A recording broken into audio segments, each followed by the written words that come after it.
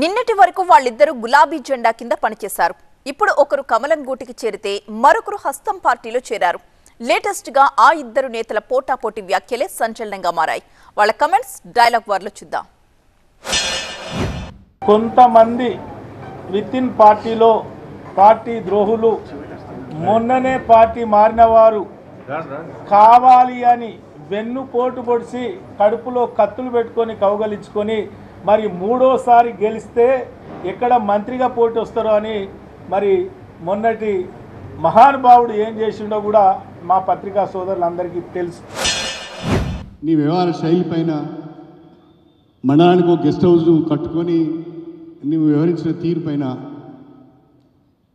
ORR alignment చుట్టూ నువ్వు చేసిన భూ కబ్జాలను చూసి భయపడిపోయి నేను ఊళ్ళో కూడా రానియలేదు కదా.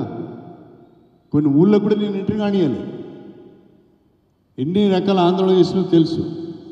వాటన్నిటి కారణాల వల్ల నువ్వు ఓడిపోయినావు. నేను ఎన్నడూ కూడా ఏ పార్టీలో ఉన్నా ఆ పార్టీ నిర్ణయానికి విధానానికి కట్టుబడి ఉన్నానే తప్ప ఎవరికి వెన్నుపోటు పడవలేదు.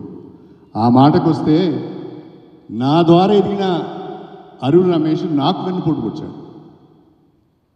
నేను పెంచిన అరుణ్ రమేష్ నాకు వెన్నుపోటు పొడిచాడు.